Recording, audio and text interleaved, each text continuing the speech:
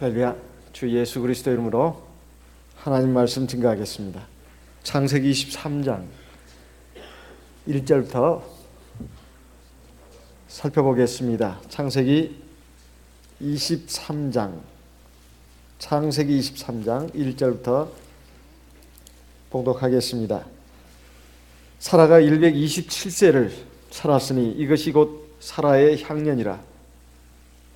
사라가 가나안 땅 헤브론 곧 기럇 아르바에서 죽음에 아브라함이 들어가서 사라를 위하여 슬퍼하며 애통하다가 그 시체 앞에서 일어나 나가서 헷 족속에게 말하여 가로되 4절 나는 당신들 중에 나그네요 우거한 자니 청컨대 당신들 중에서 내게 매장지를 주어 소유를 삼아 나로 내 죽은 자를 내어 장사하게 하시오. 5절 헷 족속이 아브라함에게 대답하여 가로되 내 주여 들으소서 당신은 우리 중 하나님의 방백이시니 우리 묘실 중에서 좋은 것을 택하여 당신의 죽은 자를 장사하소서. 우리 중에서 자기 묘실에 당신의 죽은 자 장사함을 금할 자가 없으리이다. 7절 아브라함이 일어나 그 땅 거민 헷 족속을 향하여 몸을 굽히고 그들에게 말하여 가로되 나로 나의 죽은 자를 내어 장사하게 하는 일이 당신들의 뜻일진데 내 말을 듣고 나를 위하여 소알의 아들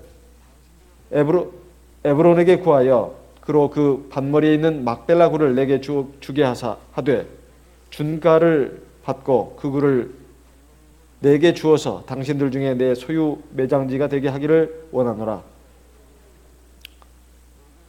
10절 때 헤브론이 헷 족속 중에 앉았더니 그가 헷 족속 곧 성문에 들어온 모든 자에 듣는데 아브라함에게 대답하여 가로되 내 주여 그리 마시고 내 말을 들으소서. 내가 그 밭을 당신께 드리고 그 속의 굴도 내가 당신께 드리되 내가 내 동족 앞에서 당신께 드리오니 당신의 죽은 자를 장사하소서. 12절 아브라함이 이에 그 땅 백성을 대하여 몸을 굽히고 그 땅 백성에 듣는데 에브론에게 말하여 가로되 당신이 합당히 여기면 청컨대 내 말을 들으시오. 내가 그 밭값을 당신에게 주리니 당신은 내게서 받으시오. 내가 나의 죽은 자를 거기 장사하겠노라. 에브론이 아브라함에게 대답하여 가로되 내 주여 내게 들으소서. 땅값은 은 400세겔이나 나와 당신 사이에 어찌 교개하리이까. 당신의 죽은 자를 장사하소서. 16절 아브라함이 에브론의 말을 조차 에브론이 헷 족속에 듣는 데서 말한 대로 상고에 통용하는 은 400세겔을 달아 에브론에게 주었더니 마므레 앞 막벨라에 있는 에브론의 밭을 바꾸어 그 속의 굴과 그 사방에 둘린 수목을 다 성문에 들어온 헷 족속 앞에서 아브라함의 소유로 정한지라. 19절 그 후에 아브라함이 그 아내 사라를 가나안 땅 마므레 앞 막벨라 밭굴에 장사하였더라. 마므레는 곧 헤브론이라. 이와 같이 그 밭과 그 속의 굴을 헷 족속이 아브라함 소유 매장지로 정하였더라. 여기에 나오는 말씀은 아브라함의 아내 사라의 죽음에 대한 이야기가 되겠습니다. 사라는 하나님의 부르심을 받고 60여 년의 신앙생활을 마치고 127세에 세상을 떴습니다. 오늘 말씀을 통해서 우리는 다시 한번 우리 인생에 오는 죽음이라는 게 무엇인가, 그리고 여기에 대해서 아브라함은 어떤 삶의 자세를 견지했는가, 이것을 살펴보고 은혜를 받고자 합니다. 사실 이것은 아브라함에게 있어서 또 하나의 시련이라고도 볼 수 있습니다. 사랑하는 아내를 먼저 보낸 남편의 슬픔이 얼마나 컸겠습니까? 그렇지만 그 아브라함에게는 또 다른 소망이 있었습니다. 그 소망을 아브라함은 어떤 믿음의 모습으로 표현했는가 하는 것이 오늘 말씀에 잘 나와 있습니다. 여기에 아브라함을 보게 되면 첫째 자기 아내의 죽음 앞에서 대단히 크게 애통하고 슬퍼하는 모습을 볼 수가 있습니다. 사라는 127세에 세상을 떴다고 나옵니다. 성경에서 유일하게 그 향년이 기록된 여성이 바로 사라입니다. 성경 어디를 한번 보십시오. 여자의 수명이 기록된 데가 나오는가? 사라가 유일무이합니다. 사라가 유일무이하다 이 말이에요. 그 이유가 뭘까요? 사라는 다른 여성들과 달리 모든 믿는 우리 성도들의 어머니가 되기 때문에 그렇습니다. 아브라함은 믿음의 조상이라고 하는데요. 사라 역시 믿음의 조상입니다. 그러니까 아브라함은 믿음의 아버지라면 사라는 믿음의 어머니라고 말할 수 있습니다. 사라는 가나안 땅에서 약 61년을 살았고 이삭을 낳고 36년을 더 살았는 것으로 나옵니다. 그리고 사라는 아브라함보다도 10년이나 나이가 젊었습니다. 가나안 땅에 올 때 아브라함의 나이는 75세였고 사라의 나이는 65세였습니다. 그렇지만은 38년이나 먼저 아브라함보다도 먼저 세상을 떴습니다. 창세기 25장에 보게 되면 아브라함이 175세의 세상을 뜬 걸로 나옵니다. 175세. 지금 사라가 127세의 세상을 떴다고 했는데요. 이때 아브라함의 나이는 137세입니다. 그러다 10만 더하면 되니까요. 137에다가 175 그 차이를 보면은 약 38년이 되겠습니다. 그러니까 남편보다도 38년 그 후로 남편은 38년을 더 살았습니다.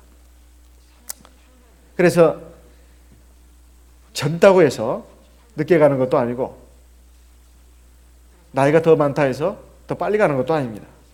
누구나 인생은 자기의 죽음에 대해서 예측할 수가 없습니다.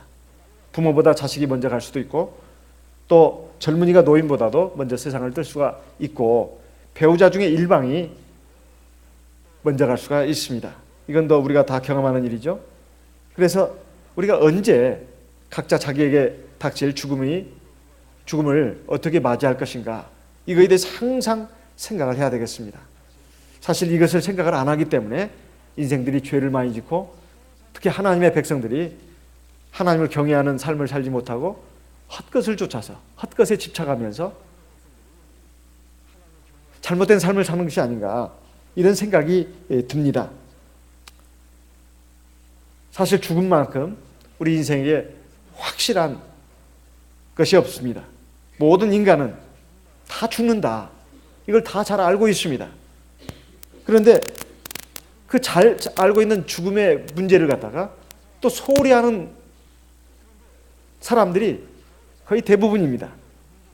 대부분의 사람들은 다 자기 자신이 죽지 않을 것처럼 생각한다 이 말이에요.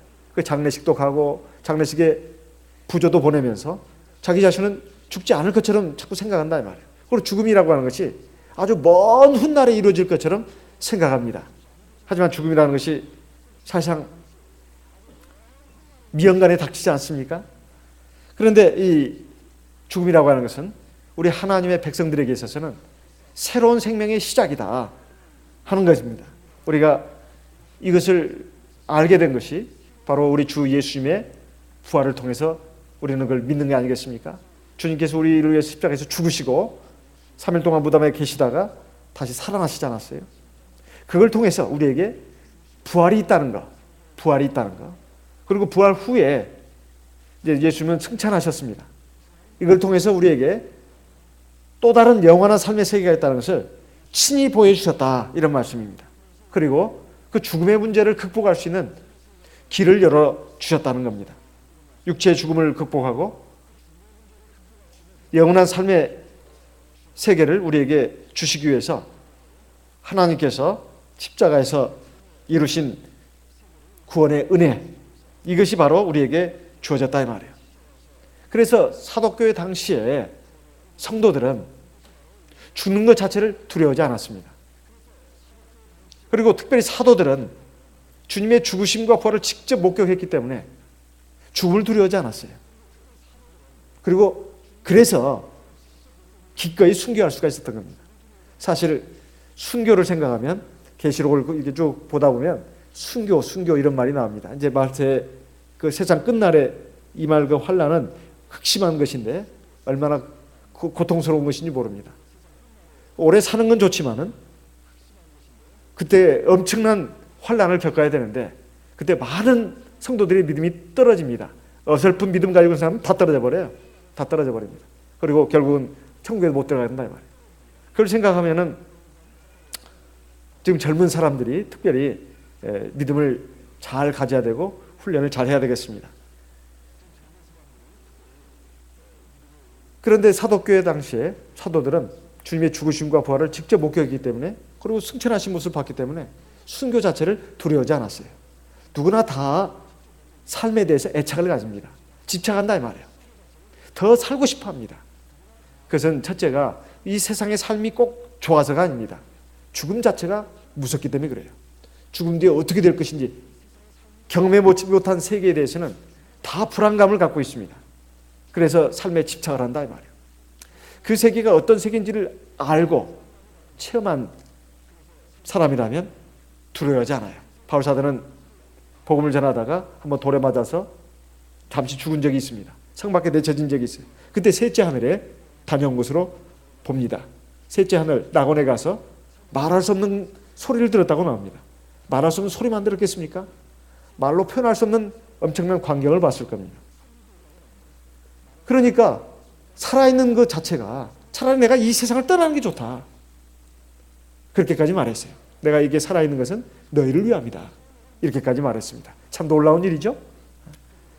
그런데 아브라함은 뿐만 아니라 우리 믿음의 선진들, 그들이 정말 참된 믿음을 가진 사람이라면 죽음 자체를 두려워하지 않았습니다. 그리고 죽음 자체를 두려워하지 않았다는 것은 소망을 이 세상에다 둔 것이 아니라 저 내세에 뒀다는 겁니다. 계시록에 보게 되면 죽음에 대해서 우리 성도들이 어떤 생각을 가져야 될 것인지 잘 말해주고 있습니다. 계시록 14장 13절 말씀을 보겠습니다.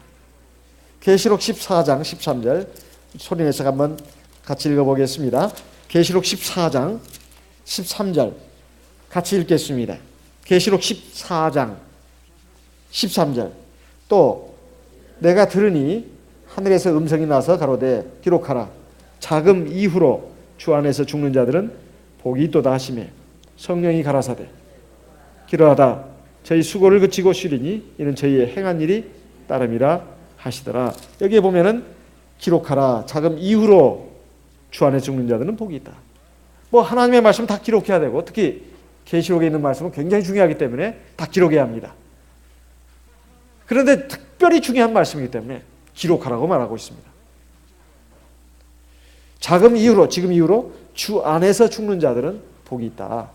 그냥 죽는 자들이 복이 있다고 하지 않습니다. 주 안에서 죽는 자들. 주 안에서 이 말은 참된 믿음 안에서 구원받은 그 토대 위에서 그리고 신앙생활을 잘 한 가운데서 죽은 성도들은 복이 있는 사람들이다. 이렇게 말씀하고 있습니다. 왜요? 하나님의 나라 낙원에 들어가서 쉬기 때문에 천국에 주어질 때까지 잠시 머무는 곳이 낙원 아니겠습니까? 또 시편 116편 15절에 보면 이렇게 말씀하고 있습니다. 시편 116편 15절 시편 116편 15절 같이 읽겠습니다. 시편 116편 15절 같이 읽겠습니다. 성도의 죽는 것을 여호와께서 귀중히 보시는도다. 귀중히 보시는도다. 여호와여 나는 진실로 주의 종이요 주의 종의 아들 곧 주의 종이라. 주께서 나의 결박을 푸셨나이다. 세상에 사는 동안에 여러 가지 많은 결박에 묶여가지고 살지만은 하나님의 나라에 가면 다 그걸 다 풀어주시고 우리에게 참된 안식과 참된 평안과 영원한 생명, 영원한 복락을 주시기 때문에 얼마나 귀한 것인지 모릅니다. 성도의 죽는 것을 주님께서는 굉장히 귀하게 보신다. 이렇게 되어 있습니다. 하지만 육신을 가진 인생들은 아무리 죽은 뒤에 좋은 곳에 간다, 낙원에 가고 천국에 간다 하는 것을 알고 있더라도 참 슬픈 일입니다. 그래서 사라의 죽음에 대해서 아브라함이 애통하고 슬퍼하는 것은 믿음이 없어서가 아닙니다. 믿음이 없어서가 아니에요. 사람이 영혼으로는 그것을 믿고 인정한다 하더라도 마음으로는 어쨌든 슬픈 일입니다. 죽음이라고 하는 것은 잠시 잠깐이 될지는 모르지만은 마치 세상에서 영원한 이별처럼 느껴지는 것이기 때문에, 그리고 100년 이상을 함께 산 아브라함과 사라였지만은 그만큼 살았으면은 이제 희노애락 애월액을 다 맛봤기 때문에 그냥 밋밋해질 수도 있잖아요. 그런데도 아브라함은 대단히 슬퍼했습니다. 대단히 슬퍼했어요. 이것을 보게 되면 아브라함에게 있어서 사라가 어떠한 아내였는가, 이것을 알 수가 있습니다. 살아오면서 막 티격태격한 면도 있었겠죠. 성경은 우리의 구원과 관련된 중요한 사실만 기록해 놓습니다. 그 중간에 아브라함이 아내의 말을 듣고 아내의 계집종 하가를 취해서 이스마엘을 낳은 적이 있습니다. 그 임신을 한 몸종 하갈이 자기 여주인 사라를 멸시하니까 사라로서는 그 속상함과 그 고통을 자기 남편한테 막 퍼부었습니다. 이것이 다 당신 때문이라고. 그러니까 이제 거기에 대해서 아브라함도 굉장히 괴로웠고, 이게 왜 내 때문이냐? 당신이 그렇게 나한테 말하지 않았냐? 그래가지고 이제 뭐 아마 갈등이 있었겠죠. 또 그 외에 뭐 인생을 살다 보면 부부간에 무슨 갈등이 없었겠습니까? 분명히 있었을 겁니다. 수십 년의 그 삶을 어떻게 다 성경에다 기록해 놓겠습니까? 성경에는 중요한 사실만 기록해 놓는데, 중요한 것은 삶의 기본 방향이, 그리고 핵심 내용이 하나님 보시기에 아브라함과 사라가 그래도 온전했다, 이렇게 보시는 겁니다. 완전 무결했다는 뜻은 아닙니다. 그래도 하나님 보시기에는 믿음으로 살았고 하나님을 경외하고 하나님의 계명, 율례, 법도를 지키면서 살아왔기 때문에 아브라함과 사라는 하나님 앞에 믿음의 조상으로 세움받을 수가 있었습니다. 그 동반자가 바로 사라였습니다. 이 사라에 대해서는 베드로전서에 또 이렇게 표현하고 있습니다. 베드로전서 3장 3절에서 6절까지 말씀을 보겠습니다. 베드로전서 3장 3절에서 6절까지 말씀을 보겠습니다. 베드로전서 3장 3절. 너희 단장은 머리를 꾸미고 금을 차고 아름다운 옷을 입는 외모로 하지 말고, 4절. 오직 마음에 숨은 사람을 온유하고 안정한 심령에 썩지 아니할 것으로 하라. 이는 하나님 앞에 값진 것이니라. 5절.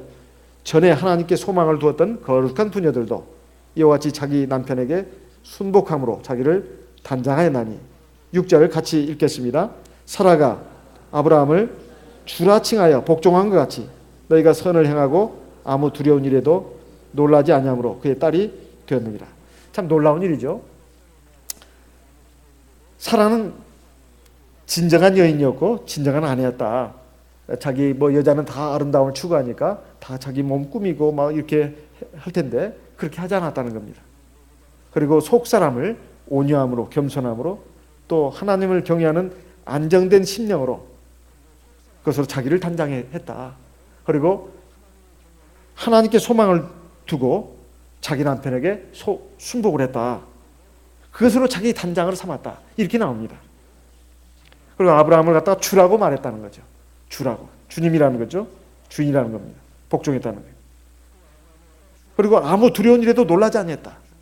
여자들이 대체로 보면은 약한 것 같지만 아주 위기 상황에 보면 아주 침착하고 오히려 더 강한 면모를 발휘하는데 하기도 하는데, 사라가 그랬습니다.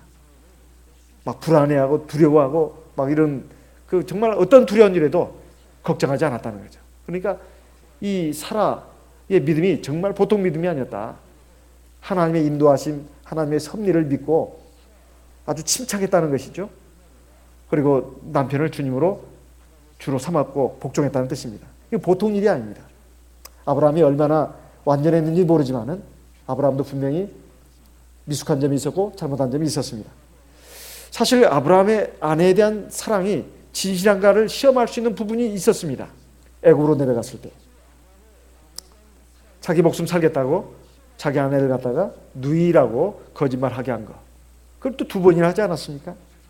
이런 식의 어떤 잘못도 있었습니다. 그리고 자기 아내가 아이를 낳지 못하는 그 고통 때문에 자기 남편을 위해서, 순전히 자기 남편을 위해서입니다. 대가 끊기면 안 되잖아요. 그러니까 자기 몸종을 줬는데 그 말을 그냥 받아들였다 이 말이죠. 무슨 소리냐고.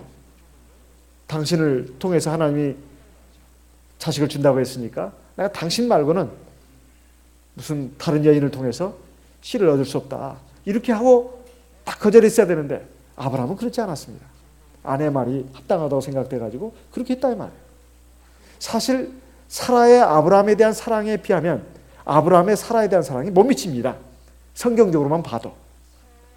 자기 남편 살리겠다고 자기를 누이 동생이라고 하고 자기 남편 살기 위해서라면 무슨 짓은 다 하겠다는 것이 사라의 마음이었는데 또 그렇게 행동으로 나왔는데 아브라함은 자기 일심만을 생각한 그런 부분도 있었습니다.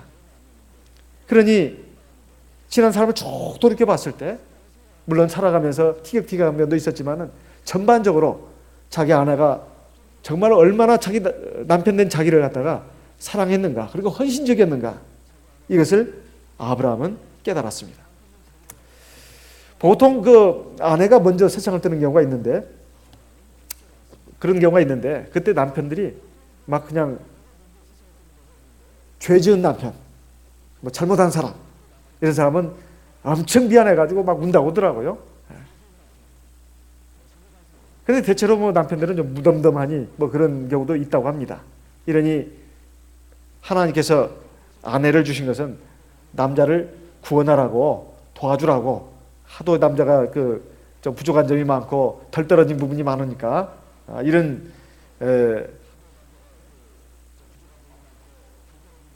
도와주기 위해서는 더 철저해야 되지 않을까요? 그래서 아마 하나님께서 좋은 반려자로 아내를 주신 것 같습니다. 그런데 아브라함은 바로 그것을 알았습니다. 그래서 대단히 슬퍼하고 애통했다 하는 것입니다. 사실 사라의 일생을 보게 되면 아브라함을 만나가지고 그 삶이 참 고단한 삶이었습니다. 원래 갈대아 우르에서, 갈대아 우르라면 지금의 쿠웨이트, 이란 그 접경 지역이 되겠습니다. 이란의 영토라고도 볼 수도 있고 쿠웨이트 영토라고도 볼 수 있습니다. 그 페르시아만에 사우디아라비아가 있고 그 북쪽에 이라크가 있는데 그 접경지대에 쿠웨이트가 있습니다. 쿠웨이트와 이란은 또 접경을 이루고 있는 걸로 알고 있는데요. 거기에 살다가 하란으로 갔습니다. 하란은 이제 저기 이라크 지역이죠. 저 북쪽입니다. 그래가지고 가나안으로 이제 오게 됐는데 기근을 피해가지고 또 애굽으로 갔다가 다시 가나안으로 왔다가 그러면서 이 유목민의 생활이 보통 고단한 삶이 아니었을 겁니다. 이사를 해도 한두 번 한 게 아닙니다. 평안한 곳에서 평안한 삶을 안정되게 누린 삶이 아니었어요. 남편 따라서 이곳저곳을 막 갔습니다. 이것이 얼마나 참 고달픈 인생이었겠습니까? 거기다가 오랜 결혼 생활을 했는데도 아이를 낳지 못해가지고 그때 그 마음의 그 고통과 상처는 지금의 여자들은 뭐 아이를 못 낳아도 크게 뭐 큰 문제가 없습니다만은 옛날에는 지금하고는 의미가 달랐습니다. 그래서 그 고통이 얼마나 심했겠냐 이 말이에요. 그 남편을 위해서 또 하가를 몸종으로 자식을 갖도록 이렇게 첩으로 줬는데 그로 인해 가지고 자기가 받은 수모 고통은 얼마나 컸겠냐 이 말이에요. 그런데도 사라는 참으로 하나님을 경외했습니다. 그리고 하나님을 사랑했어요. 그래서 하나님이 또 그에게 자기 남편뿐만 아니라 자기에게 나타나서 자식을 주겠다고 이렇게 약속을 했고 또 하나님이 자기를 또 그 사랑한 것을 자기는 깨달았습니다. 그리고 또 아브라함의 그 사랑이 그렇게 100%는 아니었다고 하더라도 사실 인간적으로 봤을 때 사라는 아브라함의 사랑을 받은 사람이었다. 그걸 어떻게 알 수 있느냐? 사실 이미 뭐 65세가 넘었는데도 아브라함이 자기 아내와 함께 애굽에 갔을 때는 당신을 누가 나에게서 뺏어갈지 몰라. 그러니까 이미 할머니가 된 사람을 갖다가 이제 그 염려해 가지고 굉장히 노심초사했습니다. 100살이 넘어서도 항상 자기 아내에 대해서 그 마음이 지극했다 이 말이에요. 그래서 이제 아브라함이 자기 아내가 떠나고 나서 그 후에 이제 또 재혼을 한 것을 볼 수가 있습니다. 그러고서 또 자식을 낳았어요. 이삭과 이스마엘만 있는 게 아닙니다. 또 자식도 또 있습니다. 그걸 보게 되면 그 옛날에는 족장들이 결혼이라면 부인을 여러 뒀습니다. 근데 아브라함은 그러지 않았습니다. 자식을 낳기 위해서 자기 아내의 말을 따라가지고 하갈을 첩으로 취한 그 일 외에는 사실은 없었다 이 말이에요. 이걸 보게 되면 남편 아브라함의 그 사랑을 그래도 충분히 받은 사람이다 이렇게 봐집니다. 이렇게 사라는 죽어서도 참 행복한 사람이었는데 여기 아브라함이 자기 아내의 죽음을 놓고 마냥 슬퍼할 수는 없었습니다. 왜냐하면 장례를 지내야 되니까. 그 장례를 지내면서 아브라함이 그곳 사람들에게 부탁을 합니다. 그 부탁의 내용이 뭐냐면 나는 당신들 중에 나그네요 우고한 자라. 청컨대 당신들 중에서 내게 매장지를 주어 소유를 삼아 나로 내 죽은 자를 장사하게 하시오. 이렇게 부탁을 합니다. 그러니까 좀 매장지를 살 수 있게 해달라 이렇게 말했습니다.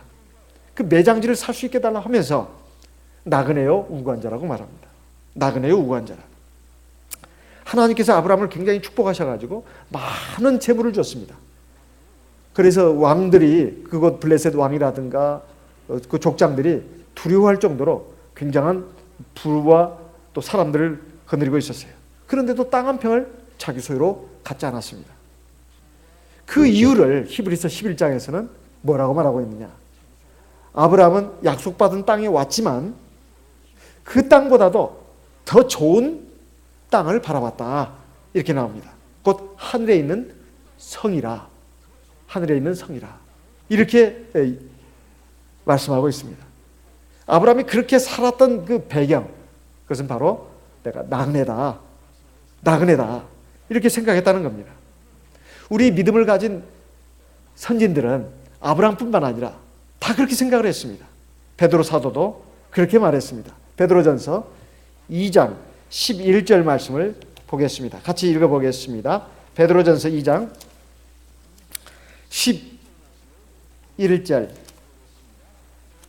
베드로전서 2장 11절 같이 읽어보겠습니다. 사랑하는 자들아 나그네와 행인 같은 너희를 권하노니 영혼을 거스려 싸우는 육체의 정욕을 제어라. 나그네와 행인 같은 너희. 나그네나 행인이나 똑같은 말입니다. 똑같은 말이에요. 나그네 같은 인생이라고 우리의 인생이 나그네 같은 인생이다. 이렇게 말하고 있습니다. 나그네는 이 세상에서 집이 없습니다. 나그네 인생에 집이 없어요. 성도들은 하나님 앞에 구원받은 하나님의 백성들은 이 세상이 우리 집이 아니다. 저 하나님 나라가 바로 우리의 집이다. 이런 것입니다. 그래서 아브라함뿐만 아니라 아브라함 같은 믿음을 가졌던 우리의 믿음의 선진들은 이 세상에서 외국인과 나그네로서 살았다. 이렇게 말씀하고 있습니다. 그래서 그가 이 세상에서 하나님의 축복을 받아가지고 상당한 재물을 갖고 있었지만 자기 소유의 땅이 없었다는 겁니다. 지금 그러면 살 수가 없었기 때문에 그런 거 아니냐. 그 당시에는 땅 매매가 불가능했기 때문에 그런 게 아니냐. 그렇지 않지 않습니까? 지금 자기 아내의 땅을 없는데도 불구하고 좀 살 수 있게 해달라니까 그냥도 주겠다고 하지 않았습니까? 그냥도 살 수 있었습니다. 그런데도 아브라함은 일부러 땅을 안 샀다 이 말이에요. 그것은 바로 자기가 나그네 인생이라는 것을 증명하기 위해서 그렇게 살았다고 히브리서 11장에 말씀하고 있습니다. 우리가 이 세상을 살면서 나도 나그네 인생을 산다. 그걸 증명하면서 살아야 되겠습니다. 그 증명하면서 살 수 있는 구체적인 모습이 뭘까요? 나는 나그네 인생이다.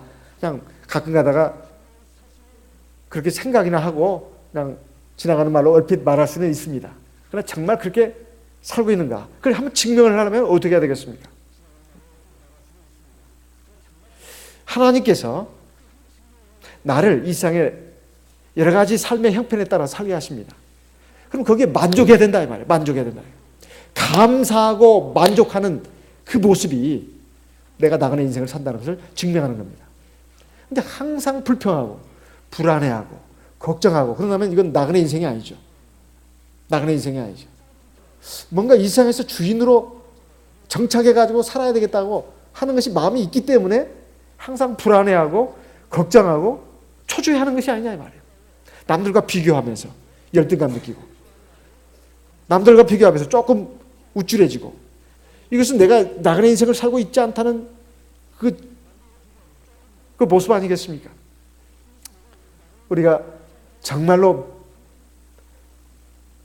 믿음으로 구원받은 백성들이고 하나님 나라에 소망을 둔 사람들이라면 그걸 증명을 해야 되는데 이 세상에 첫째 욕심을 갖지 말아야 된다. 욕심을. 아무것도 하지 말아야 된다. 그 뜻이 아닙니다. 아무것도 하지 말아야 된다는 게 아니에요. 하나님 나라에다 소망을 두고 그 나라에 가는 그 과정으로서 내가 뭔가를 해야 되는데 그리고 뭔가 하나님이 기뻐하시고 인정하실 만한 삶을 살아야 되는데 어떻게 살 것인가? 그것을 위해서 하나의 수단으로서 필요한 것이지 그것이 내 어떤 세상 사람과 같이 아무 내세에 대해서는 아무 소망도 없고 그냥 이 삶이 그냥 전부고 그래서 죽기가 무서워가지고 그냥 이 삶에 집착하면서 세상이 전부라고 생각하면서 살아가는 세상 사람들처럼 산다면 우리의 소망이 하늘나라에 있다는 것을 그건 거짓말입니다. 그건 거짓말이다 이 말이에요. 마음속에 사실 그것이 굉장히 약한 겁니다. 그래서 우리가 나그네다. 정말 나그네 인생이다. 우리의 소망은 하나님 나라에 있고 우리의 집은 하늘나라에 있다. 그걸 증명을 살려면 우리가 이 세상에 살면서 어떤 삶의 위치에 있든지 간에 감사하고 기뻐하고 즐거워해야 된다. 이런 말입니다. 만약에 그러한 믿음을 가지고 산다면 항상 기뻐하고 감사할 겁니다. 왜냐하면 나는 어차피 이 세상을 떠나니까. 세상 사람들 가운데 보면 너무 괴로워서 못 살겠다. 너무 힘들어. 그래 자살하는 사람들. 세상이 전부니까 그렇습니다. 근데 우리 하나님의 백성들은 자살할 수가 없어요. 삶이 괴롭고 힘들다고 자살한다? 이건 말이 안 되는 소리다 이 말이에요. 그냥 하나님 앞에 감사하고 믿음으로 살아야 됩니다. 우리가 약하기 때문에 또 그런 생각을 할 수도 있습니다. 하나님 나라에 소망을 둔 사람들은 정말로 힘을 다해서 살아야 됩니다. 그리고 그것도 하나님께 맡겨야 됩니다. 맡겨야 돼요. 사실 살다 보면 죽고 싶을 때가 사람마다 다 한두 번 이상입니다. 살아있다고 해서 살아있는 게 아니에요. 너무나 처절하고 고통스러운 순간들이 다 있습니다. 다 있지만은 우리가 그걸 이겨내야 된다 이 말이에요. 심지어 믿음의 영웅 죽음을 맛보지 않고 하늘나라로 직행했던 엘리야 선지자도 하나님 나를 죽여달라고 그렇게 기도하지 않았습니까? 열왕기상 18장에 보면은 자기를 죽여달라고 이렇게 하나님 앞에 기도하는 내용이 나옵니다. 나를 데려가 주십시오.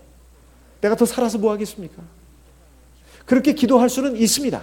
기도할 수는 있어요. 기도할 수는 있어요. 하지만 그것은 하나님을 경외하기 때문에 그럼 하나님이 그래 너 데려가겠다. 그래 데려가는 건 아닙니다. 하나님이 힘을 주시죠. 그러니까 우리 누구에게나 다 정말로 나그네 인생이 너무 힘들어가지고 그냥 포기하고 싶은 생각이 들 때가 다 있습니다. 그렇지만은 우리가 믿음으로 하나님을 경외하고 의지해야 되겠다. 그랬을 때 우리가 정말로 내가 믿음으로 살았다는 것을 하나님 앞에 증명하는 것입니다. 또 이 아브라함의 이 믿음을 보게 되면 이 자기 아내의 매장지를 달라고 좀 구하는 데 있어서 살 수 있게 달라고 하니까 그 사람들이 당신은 하나님의 방백인데 어떻게 그걸 돈 주고 우리가 돈을 받고 당신한테 그걸 팔겠습니까? 그냥 아무 데나 당신이 원하는 데다가 죽은 자를 장사하십시오. 이런 말이 나옵니다. 믿지 않는 세상 사람들이 아브라함을 향해서 하나님의 방백이라고 말하고 있습니다. 하나님의 방백이 무슨 뜻이냐? 하나님의 장관이라는 뜻입니다. 하나님의 장관. 그들은 하나님에 대해서는 조금도 관심이 없었습니다. 하지만 아브라함의 삶을 통해서 그들은 하나님을 잘 알고 있었습니다. 아브라함의 삶을 그래서 굉장히 존경했습니다. 아브라함은 가나안 땅에 비록 한 평의 땅도 없었지만 사람들의 마음을 얻어놓고 있었다 이 말이에요. 이게 굉장히 중요합니다. 사람들의 마음을 얻는 것이 굉장히 중요해요. 재산을 많이 쌓고 높은 자리에 올라가는 것이 중요한 것이 아니라 진심으로 그냥 거짓 인간관계 말고요, 진심으로 사람으로부터 존경을 받고 사랑의 대상이 되는 것이 참 중요합니다. 참 중요해요. 물론 때로 오해할 수도 있고 미워할 수도 있고 시기 질 수도 있을 수 있습니다. 그런 사람 빼고요. 그런 악한 사람들 빼고 적어도 기본적인 양심을 갖고 있는 사람이라면 저 사람은 참 진심으로 하나님을 경외하는 사람이다. 존경하고 인정할 줄 압니다. 아브라함은 비록 가나안 땅에 한 평의 땅도 갖지 않았지만은 거기 사람들로부터 존경을 받았습니다. 그 왜 그랬을까요? 아브라함이 바로 하나님을 진심으로 경외하고 그 경외하는 믿음으로 하나님 말씀에 합당하게 살았기 때문에 그렇습니다.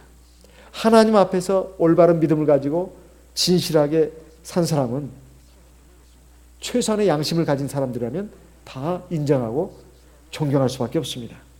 그 아브라함을 보게 되면 그 햇사람을 향해서 두 번이나 고개를 숙이는, 몸을 굽히는 것을 볼 수가 있습니다. 창세기 23장 7절 아까 읽었던 말씀 12절에 나와 있습니다. 7절과 12절에 보면 정중하게 몸을 굽혀서 이야기하는 걸 볼 수가 있어요. 지금 아브라함의 나이가 몇입니까? 그리고 거기에 블레셋 왕이 군대 장관 비고를 데리고 와가지고 화친조약을 맺자고 할 정도로 상당한 세력을 갖고 있는 사람입니다. 그런데도 아브라함은 존경을 받는 만큼 더 몸을 굽혔다 이 말이죠. 익은 곡식일수록 고개를 숙인다는 말이 있지 않습니까? 요즘 나이가 많은 사람이나 젊은 사람이나 좀 새겨드려야 할 말입니다. 또 많이 배운 사람, 또 세상에 성공한 사람, 또 잘난 사람일수록 고개를 숙여야 합니다. 익은 곡식은 고개를 숙입니다. 왜냐하면 그 무게 때문에 속이는 거예요. 그런데 덜 익은 곡식들이 빳빳합니다. 아주 교만하죠. 덜 익은 곡식, 설 익은 곡식들은 빳빳해요. 익은 곡식은 그 무게 때문에 고개를 숙인다 이 말이에요. 그러니까 사실 세상을 살다 보면 교만한 사람, 방자한 사람 보게 되면 속으로 그렇게 생각하면 됩니다. 아이 또 멀었구나 너는. 당신 아이 또 멀었다. 이렇게 판단하면 됩니다. 자기가 얼마나 지금 조롱의 대상이 되고 있고 비웃음의 대상이 되고 있는지 잘 모를 겁니다. 자기는 잘난 줄 알지. 자기는 똑똑한 줄 압니다. 그런 사람은 참 불쌍한 사람입니다. 아브라함은 믿음 면이나 성품 면이나 삶의 지혜 면에서 원숙한 단계에 온 사람입니다. 그런데도 몸을 굽혔다 이 말이에요. 사람이 존경을 받는 사람이 누구냐? 뭐 똑똑하고 잘난 사람이라기보다는 진실한 사람입니다. 그리고 겸손한 사람, 성실한 사람, 착한 사람. 이런 사람이 사람도 진정으로 존경과 인정을 받습니다. 근데 난 왜 나를 존경 안 해주느냐? 나를 왜 높여주지 않느냐? 이것에 막 목매고 매달리고 그런 사람은 참 추한 사람입니다. 추한 사람이에요. 우리가 교회 갔더니 나를 알아주지도 않고 인정해주지도 않고 사람 무시하더라. 물론 그런 상황이 있을 수 있죠. 그렇지만 그것에 너무 연연해서는 안 됩니다. 교회 가면 내가 누구한테 인정받기보다는 인정해 주려고 해야 됩니다. 그리고 섬겨주려고 해야 되고 받들어 주려고 해야 된다. 교회는 하나님께 구원받은 사람들이 하나님 나라에 가기 위해서 내가 교육받고 훈련받는 장소입니다. 그리고 하나님 나라를 이루기 위해서 섬기고 봉사하는 자리다 이 말이에요. 그것을 위해서 우리가 부르심을 받은 거지 내가 높아지고 존경을 받기 위해서 온 건 아니다 이 말이에요. 그래서 세상에서 못 받는 존경 교회에서라도 받아야 되겠다. 세상 교회는 그런 말이 통용된다고 합니다. 세상 교회는 세상에서는 존경도 못 받는데 교회 와서는 존경받아야 되겠다. 그건 안 되는 것이죠. 세상에서는 존경을 받더라도 교회 와서는 오히려 섬기는 자가 되는 것이 이게 더 아름다운 모습인데 오히려 뭔가 거꾸로 돼가지고 있는 모습들을 세상의 일반 사람들이 써놓은 글들을 보면 그런 말들이 있습니다. 그러나 우리 교회는 그러지 않으라고 봅니다. 우리는 참된 신앙을 추구하는 참된 성도들이니까. 어쨌든 아브라함은 이런 아름다운 모습을 보여줬습니다. 우리가 믿지 않는 사람들에게 속에 살면서도 존경을 받을 수가 있어야 되겠습니다. 그것이 바로 하나님 앞에서 참된 신앙을 가진 사람의 모습입니다. 그럼 아브라함이 왜 이 막벨라굴을 돈을 주고 살려고 했겠느냐 이 말이에요. 여기는 아브라함의 믿음과 지혜가 있습니다. 믿음과 지혜가 있어요. 첫째, 자기 당대에는 자기 아내를 묻어도 큰 문제가 없습니다. 공짜로 받아 얻어가지고 묻어도 문제가 없어요. 왜냐하면 아브라함의 영향력이 있으니까. 영향력이 있으니까. 근데 아브라함 죽고 나서가 문제입니다. 그리고 그 밭을 무료로 공짜로 준 그 사람도 문제입니다. 그 자식들이 또 이의를 제기하지 않겠습니까? 우리 아버지가 뭔가 정신이 이상해가지고 그걸 공짜로 줬는데 그건 말도 안 된다. 당장 내놔라. 그러면 어떻게 해야 돼요? 내놔야 되죠. 그건 그럴 수 없는 것이다. 그 소유권 분쟁이 일어날 수가 있다 이 말이에요. 아브라함은 그것을 생각한 겁니다. 그보다 더 중요한 이유가 있습니다. 아브라함이 이 막벨라 굴을 그동안 돈도 많이 있는데 왜 땅을 안 샀다가 왜 갑자기 이 무덤만큼은 살려고 했겠냐 이 말이에요. 자기 아내뿐만 아니라 자기도 거기에 들어가야 되고 자기 아들들도 들어가야 합니다. 이삭도. 중요한 것은 하나님이 이미 앞날에 대해서 예고하셨습니다. 네 후손이 이방 나라에 가서 400년 동안 고통을 겪다가 결국은 이 땅으로 들어올 것이다. 그러니까 400년 동안 타지에 갔다가 타국에 갔다가 이제 들어올 것을 하나님이 미리 말씀하셨습니다. 창세기 15장에 보면 13절 이하에 나오는 말씀입니다. 아브라함은 그것을 믿었습니다. 그러면 나중에 자기 자손들이 이 땅에 가나안 땅에 돌아올 수 있는 어떤 근거가 있어야 되지 않겠습니까? 근거가. 그래서 하나님이 주신 이 땅은 다 하나님 주셨는데 아무 그 근거도 없다 이 말이에요. 그래서 그 근거를 마련하기 위해서 그 막벨라 굴 그리고 그 밭을 산 겁니다. 산 거다 이 말이에요. 그래야 그 굴과 밭을 보고 오지 않겠냐 이 말이에요. 나중에 보면 아브라함도 거기에 묻히고 이삭과 리브가도 거기에 묻힙니다. 또 야곱이 이제 요셉이 애굽에서 총리 대신 됐지만은 내가 죽거들랑 나를 애굽 땅에 묻지 말고 너희 할아버지 너희 증조 할아버지 이 아브라함이 사놓은 그 막벨라 굴 거기다가 나를 묻어라 이렇게 당부를 합니다. 야곱이 죽었을 때 거기에 가서 묻었습니다. 그 장례 행렬이 굉장했죠. 심지어 요셉도 세상을 뜨면서 창세기 마지막 장에 보면 나를 절대 여기 그대로 내버려 두지 말고 하나님께서 반드시 너희들을 나중에 권고하셔가지고 이 땅에서 나가게 하고 가나안 땅으로 들어가게 할 건데 그때 반드시 내 유고를 가지고 가서 그 막벨라굴에다가 이장해라 이렇게까지 당부합니다. 이게 창세기 49장 이하에 쭉 나오는 말씀입니다. 그러니까 하나님께서 주신 이 가나안 땅을 후손들이 소망으로 삼고 그쪽으로 올 것을 내다보면서 그 굴을 산 겁니다. 우리가 믿음 생활을 하는 것이 바로 그겁니다. 우리가 근데 이 막벨라 굴을 사기 위해서 400세겔을 드렸어요. 대가를 치렀습니다. 그 굴과 밭을 400세겔이면 상당한 돈입니다. 은 400세겔. 그렇게 해가지고 자기 자녀, 자기 후손들이 그 굴을 근거로 해가지고 가나안 땅으로 돌아오도록 우리도 마찬가지입니다. 우리가 믿음 생활, 우리의 믿음의 이 발자취가 정말 대가를 치러야 합니다.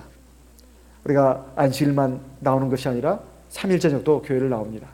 그리고 교회에서뿐만 아니라 집에서도 무릎 꿇어 기도하고 성경을 봅니다. 이 대가를 치러야 된다 이 말이에요. 그 밭을 사야 합니다. 그러면 내 아내, 내 남편, 내 자녀들, 내 손자들 또 그 대가를 치르고 사놓은 그 밭을 근거로 해서 나중에 다 그쪽으로 돌이킨다 이 말이에요. 우리의 소망은 이 땅의 가나안이 아니라 저 하나님 나라 가나안입니다. 우리가 대가를 치르고 수고하고 봉사하는 것은 절대 헛수로 돌아가지 않습니다. 아브라함은 대가를 지불하고 땅을 샀습니다. 그래서 자기의 소유로 삼았습니다. 우리도 믿음 생활하면서 정말 꼭 치러야 할 대가를 치러야 되겠습니다. 이제 하나님 앞에서 우리가 내 자신의 믿음에 대해서 한번 생각해 봐야 되겠습니다. 첫 번째는 나는 정말 이 땅에서 나그네로 살고 있는가? 모든 욕심과 탐심과 세상적인 것들을 십자가에 못 박고 하나님 나라에다 소망을 두고 하나님 나라에 들어가기 위해서 내가 하나님 앞에서 어떤 삶을 살아야 할 것인가? 그 삶의 좌표를 바로 잡고 살고 있는가? 자문자답해야 합니다. 그렇다면 내가 세상적인 것 가지고 불안해하고 안절부절 못하고 막 원망하고 짜증내고 그래야 할 필요가 없다 이 말이에요. 두 번째는 언젠가는 내가 확실히 죽을 것인데 그 죽음을 예비해서 살고 있는가? 죽음을 예비해서 살고 있는가? 세 번째, 내가 죽었을 때 내 가족, 내 친지 그리고 내 주변의 형제 자매들이 내 죽음을 정말 슬퍼하고 안타깝게 생각하고 그럴 것인가? 참 그 사람 죽었어도 아무 느낌이 없어요. 그냥 한 사람 먼저 갔구만 쫓다 하고 그렇습니다. 그런데 그분이 돌아가신 것이 너무 슬픈 거예요. 좀 더 계셨으면 좋았을 텐데. 그리고 그분의 업적, 그분의 꼭 업적이라기보다도 그분의 남긴 삶의 발자취, 향기 이런 것들이 막 지금도 아련히 남아가지고 그분만 생각하면 감동이 밀려오고 막 흐뭇해지고 나도 그분처럼 살아야 되겠다. 이런 어떤 향수를 불러일으키는 그런 인생이 복된 인생이 아니겠냐 이 말이에요.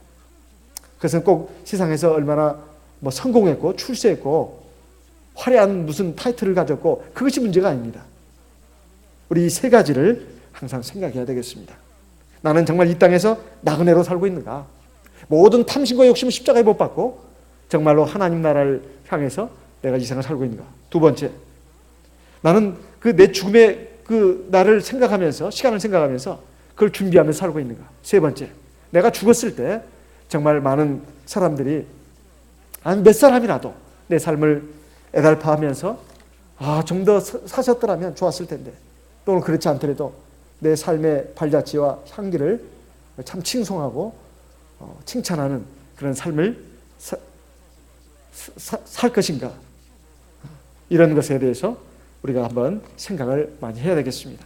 그것이 굉장히 중요한 것입니다. 이 세상에서 얼마나 돈을 많이 벌고 집을 사고 그다음에 또 재산을 모으고 얼마나 성공하고 타이틀을 많이 걸머지는 것이 중요한 것이 아니고 우리가 그런 삶을 사는 것이 굉장히 중요하다. 우리가 지금 많은 사람들이 우리 주변에서 먼저 우리보다 세상을 뜬 것을 보지 않았습니까? 우리가 그걸 보면서도 우리가 교훈을 얻지 못한다면 우리는 지혜로운 인생이 아닙니다. 우리는 믿음을 가진 사람으로서 하나님 앞에 그런 부분에 대해서 깊이 있게 생각을 해야 되겠습니다. 우리가 어떤 타이틀을 갖고 세상 사람의 눈으로 봤을 때 성공했느냐 안 했느냐 그것이 중요한 것이 아니라 하나님의 눈으로 봤을 때 너는 제대로 살았다. 그리고 너는 정말 승리자의 인생을 살았다. 그리고 하나님이 나의 삶을 인정해 주시고 칭찬해 주는 삶을 사는 것이 제일 중요하다 하는 것을 우리가 꼭 마음에 새겨야 되겠습니다. 다 같이 기도하겠습니다. 우리는 다 연약하고 부족한 인생들입니다. 그렇지만 절대 늦지 않았습니다. 지금부터라도 한다면 하나님께서 반드시 인정해 주십니다. 우리는 그것을 생각하고 우리의 마음과 생각 그리고 우리의 몸, 우리의 삶이 하나님 기뻐하시는 인생이 되도록 다 같이 기도해야 되겠습니다. 다 같이 기도하겠습니다.